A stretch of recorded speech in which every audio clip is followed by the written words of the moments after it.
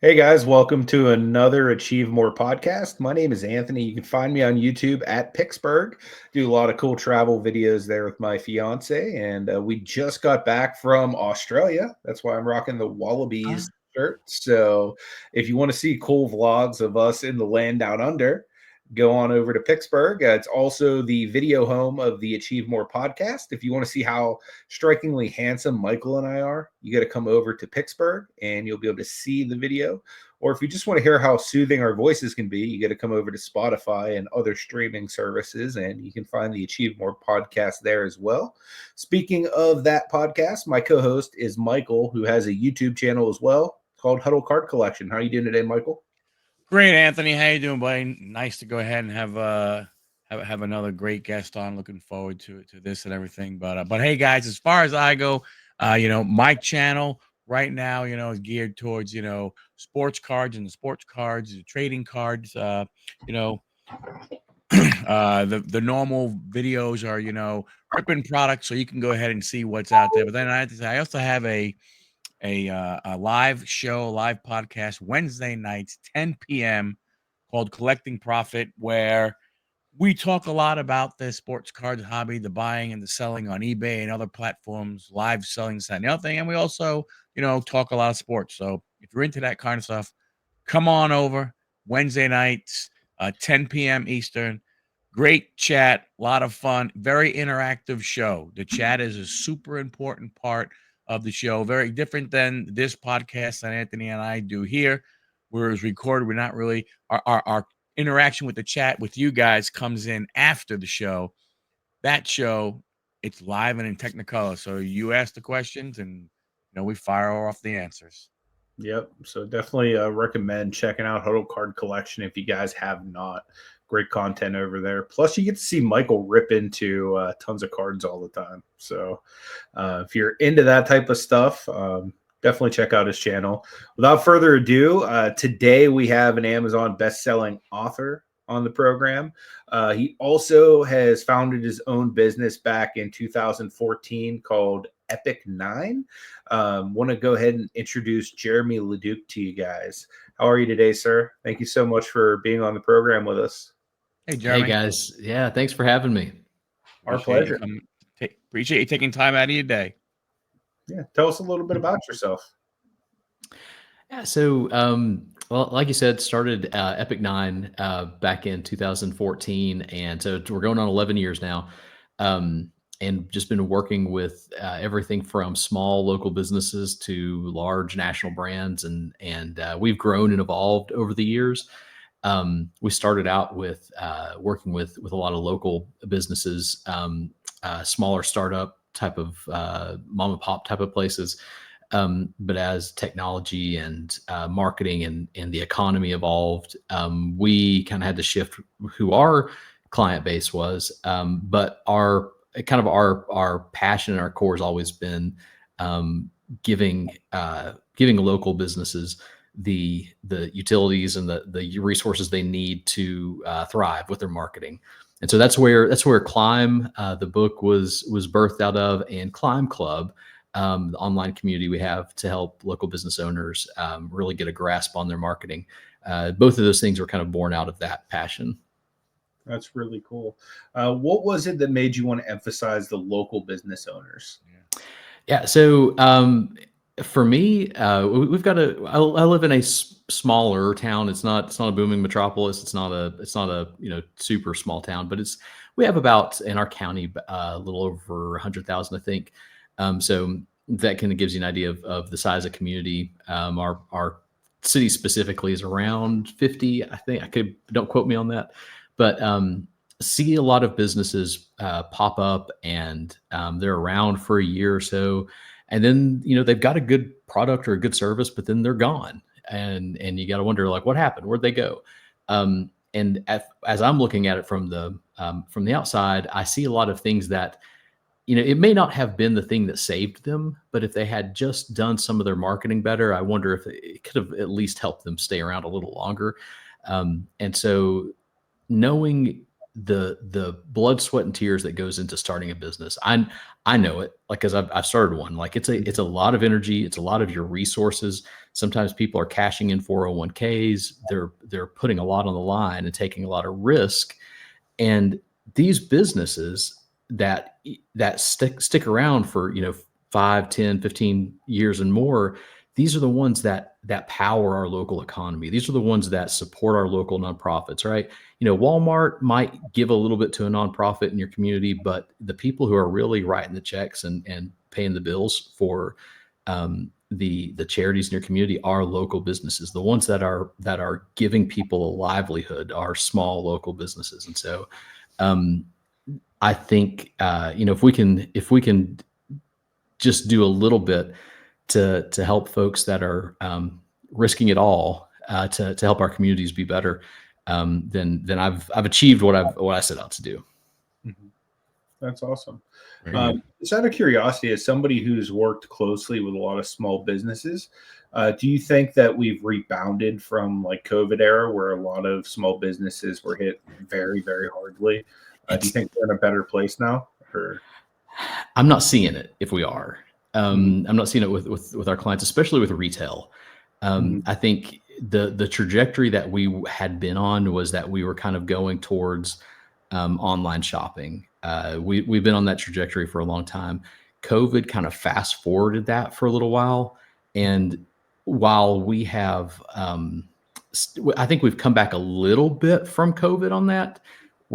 It put us a few years ahead of where we were on that trajectory. So now we've got more people shopping online than ever before. They're spending more of their dollars online rather than in local stores. Even things like DoorDash, right? The local restaurants aren't immune to the online shopping because now they're having to pay DoorDash fees and different things to keep their business going. And so that money is not staying in our communities, right? That money is either going to Amazon, it's going to DoorDash, it's going to all these places that aren't in our community. And so we talk. I think there's a lot of there's a lot of willingness, I think, for people to support local businesses, but it doesn't show all the time with our bank statements, right? It doesn't show all the time on our credit card bills. Like our money's not going as much to local businesses. I think though there is opportunity, and I love that you guys are in the trading card space. I think there's opportunity out of some things that are birthed out of the trading card. I know Whatnot. I think that was birthed out of the collectible, kind of the bobblehead category. And so I think there are some opportunity for live social shopping for local businesses that a lot aren't taking advantage of yet. And so I'm kind of curious to see where that goes. But I think for most local businesses, if they want to get the money that's going elsewhere, I think they really have to pull together. They have to work together to make that happen. And I don't see a lot of communities really doing that super effectively right now. And it's funny you talk about the local stuff because we were in North Carolina and we were in Salisbury, and on Main Street, they have a lot of small shops, and it's not a big booming metropolis. It's not New York City, but we walked into a shop that is like a Hot Wheels, Matchbox, all that kind of stuff. And right, in their showroom, they had a little corner where they would do Whatnot shows live right from their store. So it's awesome. Yeah, your point. So it's going that way. But so a follow-up question. So you're 11 years. So you basically were, about 5 years or so, 6 years before, COVID, and now you're about 4 or 5 years after. How has marketing changed in those two? I don't want to call them eras, but in those two time frames per se. No, I mean, I think it's a valid way to look at the world these days. It's the before and after, right? Because it changed so many things from business to the economy to the way our kids grew up in school. It's like there are so many things that it had an effect on. I think our industry is unique when it comes to change and evolution, because things are changing all the time. I would say probably more than any other industry, we are bombarded with just constant change, whether it's, Facebook doing a new thing, TikTok doing a new thing, or TikTok not existing, right? There's all these things just kind of coming at us left and right all the time, new tools, new technology. And so we've always it's just kind of the nature of the business. We've always dealt with change. And I think for my business in particular, our pace of growth and kind of the evolution of our business has kind of always been changing. And so for me, it's hard to say a before and after that I can say was specifically because COVID. But I would say if I looked at, my business before, my business after, we're definitely in two different spots. But I wouldn't say it's necessarily because COVID. I think it's just because of kind of the trajectory that we were on. But it was interesting during COVID, we actually pivoted to be an online event agency. So because the first thing to dry up when people get tight with money is their marketing budget. And so we had to figure out, all right, what are we going to do? And so we found this software that no one had really used yet, and no one really knew about. And we became a partner with them and started hosting events online. So we did everything from like trade shows to birthday parties, Christmas parties. We were working with companies up in Canada that were under quarantine for a little longer, and so we were doing Christmas parties and New Year's parties, all virtually. It was kind of fun, but I never want to do it again. Yeah. So, what was the big thing that made you decide that you were going to write a book? Oh yeah, so that was a COVID thing. So it just had a little extra time, chilling out at home, and I probably wrote like 75% of it. I probably wrote that in maybe a span of 2 weeks, and then it took me 4 or 5 years to write the other 25%. But yeah, I think it was just the extra time and some time for my brain to kind of have just to stop thinking about the busyness of life. And I realized kind of where Epic 9 was going. We were going from really serving these smaller businesses to moving into that. Right now we serve, our primary audience is that 5 million to 50 million a year revenue business. And so we're kind of going in that trajectory. And I was like, well, if I could take everything that I've learned and experienced with the smaller businesses, if I could kind of bottle that up and put together a DIY resource, what would that look like? And so with the book, that's essentially kind of what that is. It's kind of all my knowledge and experience of marketing for local smaller businesses. And every chapter covers a new tactic or a new element of their marketing, from branding to websites to social media, all the things, strategy even. And so you get a lot of nuts and bolts in there of everything from, like, when you're talking to a web designer, these are the questions you need to be asking. When you're thinking about your social media, here are some basic elements that are pretty stable, right? Social media is always changing, but here's some things that are going to be core. But I think one of the unique things that it does that you don't get out of a lot of business books is there's also a story that you follow. So you follow the story of a woman who, Eva Marley. She has to step into her father's business. Her father is facing some health issues and has to step back. And so she essentially takes over the family business. And it's a book and toy store. And so they actually have, there's a fictional line of collectible toys in there. Nice.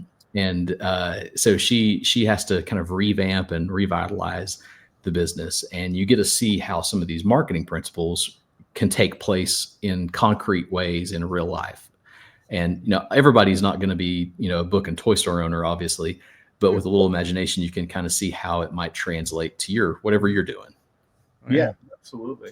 Is she based off of a real person? No, I would say she's based off of kind of a collective of a lot of, you know, clients and prospective clients and whatnot. Her other name is Sybil. Yeah.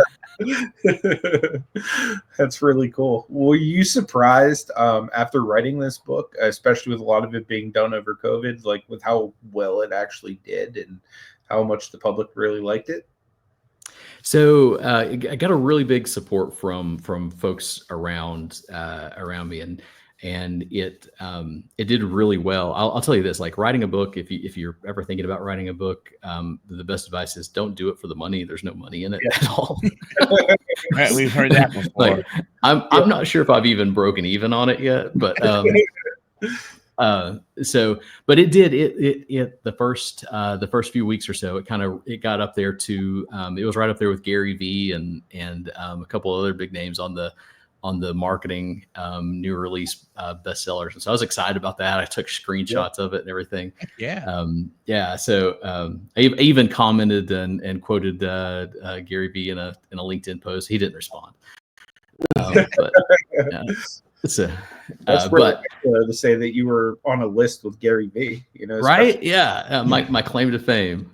Yeah, absolutely. Were you in marketing before you started your own company? A little bit, yeah. So I kind of the full story. I started doing web design and graphic design like way back when in high school, and just loved it. I love the idea of kind of building something that you didn't have to, it didn't even really cost anything. It's just your time, right? Your time and your knowledge, and you could put this together and build something. And so did that through college, through my previous career. I kind of did it on the side. And then I kind of had a change of life around 30 years old and left my old career. And the only thing I had to fall back on were these design skills. And so I started doing graphic design and web design. I would get on Craigslist. This was back in 2011.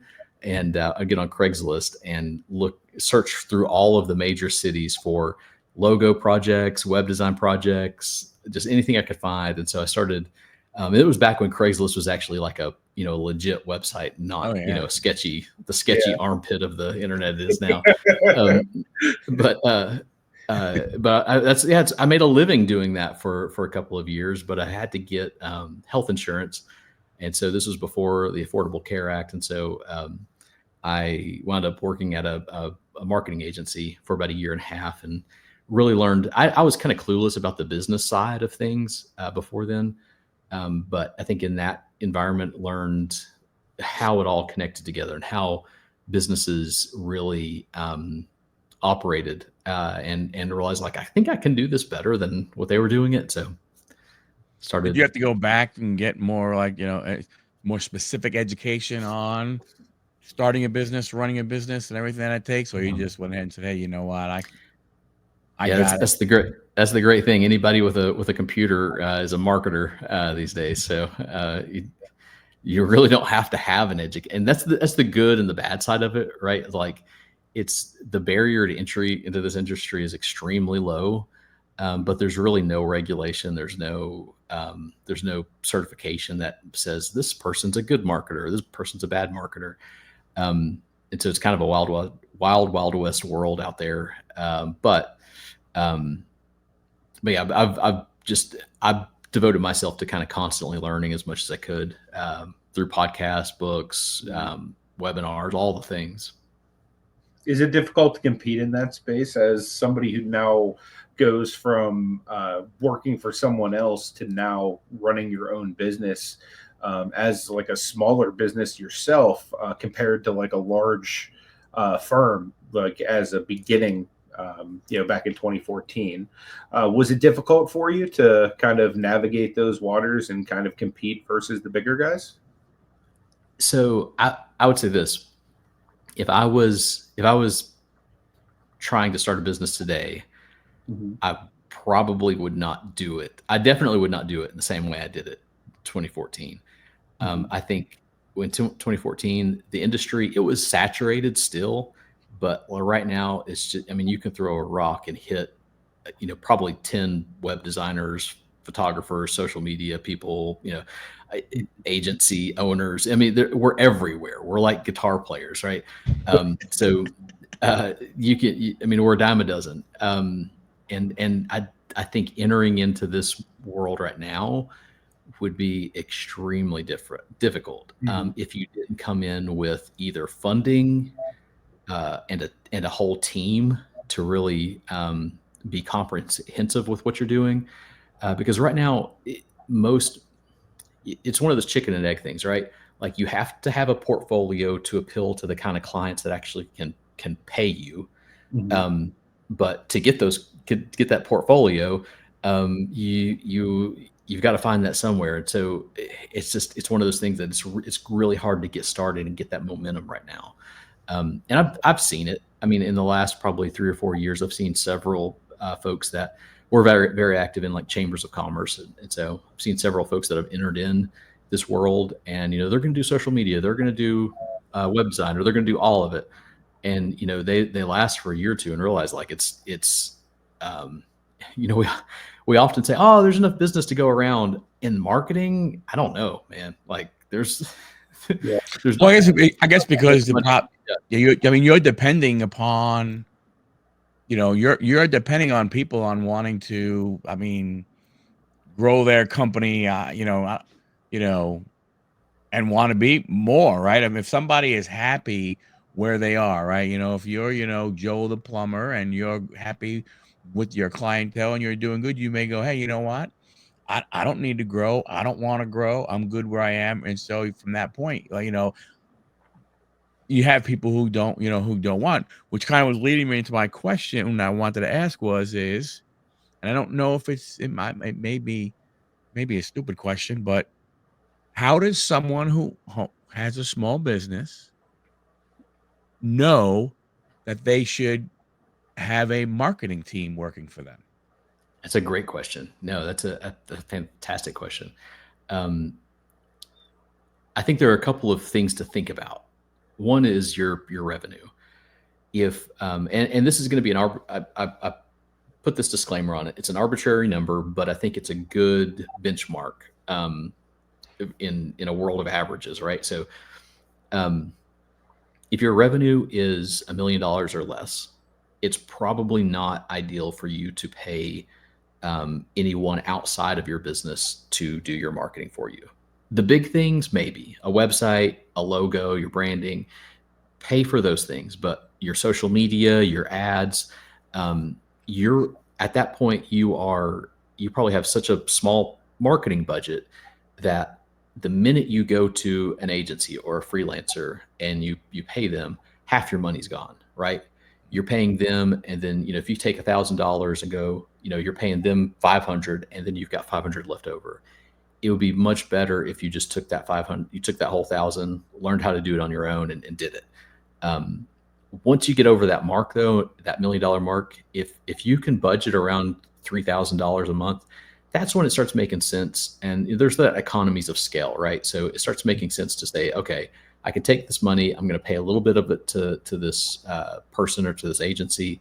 And then the bulk of this money, though, is going to be going towards ad spend, or it's going to be going towards something that's got a direct return for me. And so that's one way to think about it. I think also another way to think about it is, are you in a position where you want to grow? Right. We have a kind of a tagline that says we help ambitious brands grow. Our ideal client is not a brand that is okay where they're at. Like that's boring for us. It's, you're going to waste your money hiring us to do that. And so we want to work with brands that do want to grow. They realize that, like, if you're not going forward, you're probably going backwards. So if you're in that position where you're saying, okay, I want to grow, even if you're not at that $1 million mark, if you've got funding from somewhere, if you've got resources where you can say, all right, I want to use these resources, invest in what I'm doing to get us over that mark, to get it, like, to really put us on a good trajectory, that might be worth it. But I think it really comes down to budget. If you've got enough to do it, do it. If you don't, figure out a way to do it on your own. And that's why we did Climb Club. So Climb Club is an online community, local business owners. You get resources to help you figure out your marketing and how to's, all the nuts and bolts. But there's also a weekly mastermind of small business owners that help people figure out. You come and you get advice, you give advice, and people can come with their marketing challenges and really work through them. That's awesome. Yeah, that's really good. And I'll make sure I link all of that stuff in the program notes down below as well. So anyone listening to this or watching this, just go to the description. You can find all of the resources on the book, the Climb Club, and Epic 9 as well. So I'll make sure I include that stuff for them. We do have a few segments we like to do towards the end of the podcast. The first one's called No Dumb Questions. It's an audience submitted question. Whenever we release who the upcoming guests are and what their backgrounds are, we let them ask something. So this week is the question is, what do you think the future of the marketing industry is going to be with the influence of AI now being pretty prevalent? I wish I knew. I think it's one of those things where there are going to be businesses and agencies and people who really leverage it and use it, and there's going to be those that fall behind. We use it every day. It takes a lot of the grunt work out of our. It takes the boring, lifeless work that we have to do. Right? How do you write this proposal for me? Oh my, who wants to sit down and actually write an RFP, right? Yeah. So that's a fantastic tool that frees you up to do the creative stuff. Sure. I like to think of it as, AI is there to help us do the things that only AI can do, right? Don't outsource humanity to AI, right? Keep the fun stuff, keep the creative stuff as much as you can, as human as possible. Now, when it comes to actually the things that it can produce, like photos, images, graphics, videos, all of that is getting so advanced, and the pace of it is so fast. At some point, we're going to be at somewhere in the future. I don't know when. I don't know how long it's going to take to get there. But at some point in the future, it's going to replace a lot of the tools and a lot of the day-to-day functions that a graphic designer might do, or that a video producer might do, right? And so the question is, if you are one of those people, are you going to learn how to utilize it and leverage it, or are you going to kind of rage against the machine and I think I use that reference poorly. I really like Rage Against the Machine. No, but I mean, but you're not wrong in what you're saying. I mean, you have to look at it as a tool, or you look at it as the enemy, right? And if you look at it as the enemy, then you're gonna fight it. If you look at it as a tool, then you say, okay, how can I benefit from this? Not how is that going to benefit from me? How am I going to benefit, from using this tool? I mean, it's just another, tool in your toolbox. For sure. Yeah. And the good news is that, like, right now, what AI can produce on its own is not great. I mean, it's advanced and it's impressive, but it's not something that can make an emotional connection with people. Did y'all see the Coca-Cola Christmas AI commercial? Did y'all see that one by any chance? I didn't. So do you remember the one? I think it was from the 80s. They were the trucks, the big Christmas Coca-Cola trucks are driving through a little wooded forest town, and they've got lights all on them, and people are watching them kind of roll through town. Yeah. It's a fantastic. Like, I challenge you to go and find it on YouTube. I think 1984 Coca-Cola something that said, what was it? Christmas time is coming, or holidays are coming, or something. One of those. Mm-hmm. And then look at the remake, the AI remake that they were, everybody was lauding as like, oh my goodness, this is amazing. Just watch how you emotionally react to both of those. Like the first one, and I did this in front of a live crowd, and I asked, which one gave you the warm and fuzzies, and everybody rose their hand on the 1984 version. So you're talking about a commercial that was 40 years old, made a bigger impact than this new fancy, AI produced one. And so it's impressive, it's advanced, but it's not quite to the level that it can take your brand and help you be memorable, stand out, and make a connection with people. And that what kind of brand you are, if you're a local business, if you're an online business, if you're not doing those three things, you're being irrelevant, you're being forgettable, and you're probably wasting money with whatever advertising you're doing. So if you can make your brand memorable, if you can make it connect with people and make it distinct, then you're doing well. And AI can't do that great yet. It can probably do that, 1 out of 100 times, but don't rely on AI to do those things for you. You think now in the beginning it'll be tougher because you said, that emotional connection, because people will look at it and go, that's not real. Those aren't real people. They're not real, horses or whatever it may be in there and stuff like that. I think that's definitely part of, like, they've actually, Nelson, the Nelson Ratings group, they actually did a study on this and found that I think what AI has done, it's made our culture hyper pessimistic or hyper suspicious, because we see even if something just kind of has a hint of AI, we're like, I don't, and it rubs us wrong, right? Right. And so they found that images that are AI generated, and people, I mean, we're smart. Our brains are working in ways that we don't even know how they're working, and so we can see an image and we can pick up on the little nuances and realize, like, that's an AI image. And when we do that, it's shifting our brain into this very thoughtful, analytical mode. And when you're in that mode, you're not making emotional connections. You're processing things on a level that requires work. And so if you're using AI in any sort of your marketing, you run the risk of pushing people away rather than drawing them to you. Yeah, makes a lot of sense. Yeah, it does. Cool. Michael, do you have any final questions for Jeremy before we let him go today? Just from the thing of, staying in the AI type, arena, from a standpoint of is there going to be a point where it's too much? In what sense?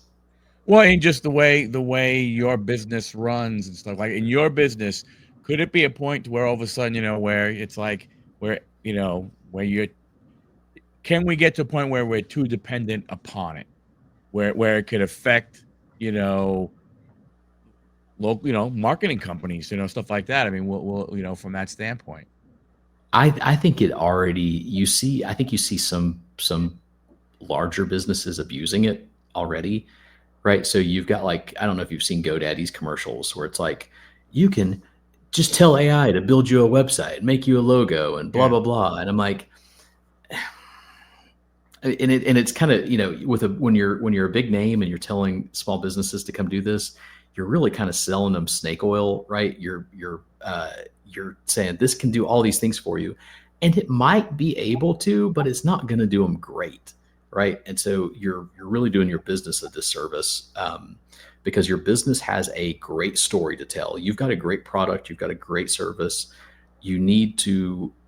Your marketing needs to tell that story in a way that fits the quality and the greatness of what you're doing. And if you're going and you're outsourcing all of that stuff to AI, you're not. Now, that's right now. Talk to me again about this in a year. It could be completely different, but right now, I think it is.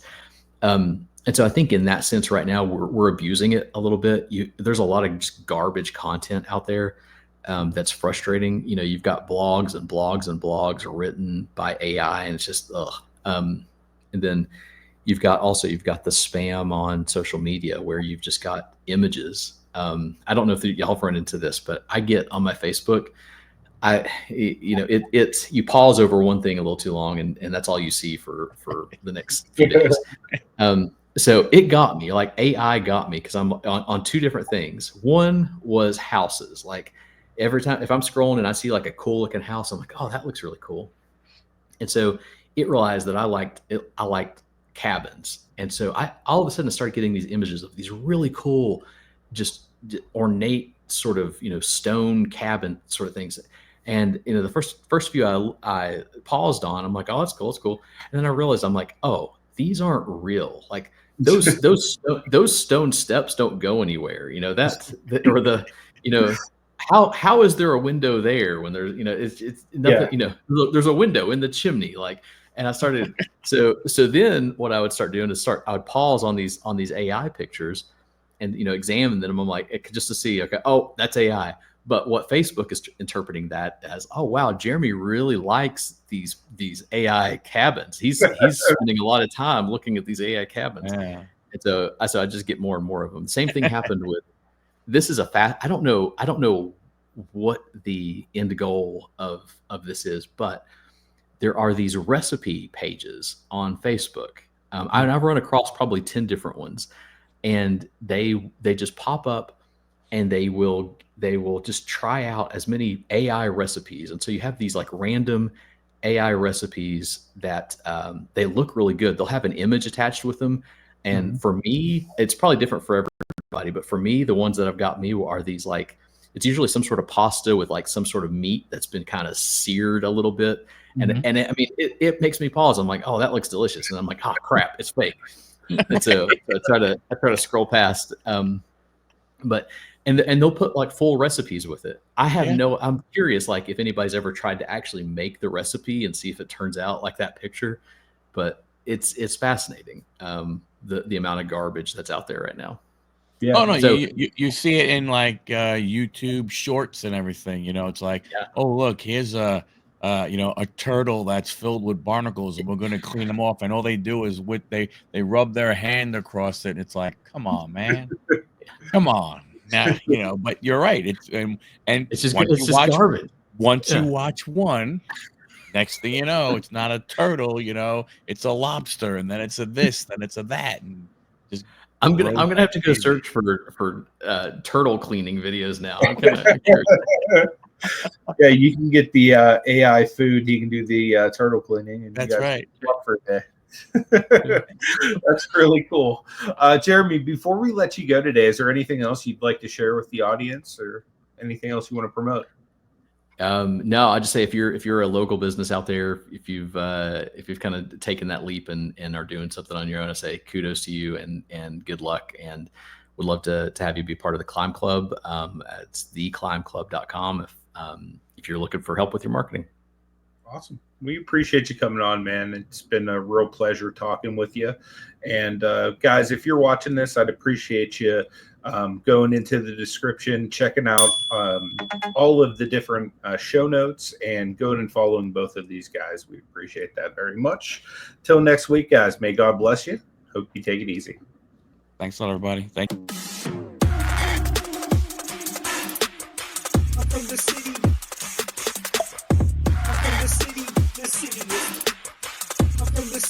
The city is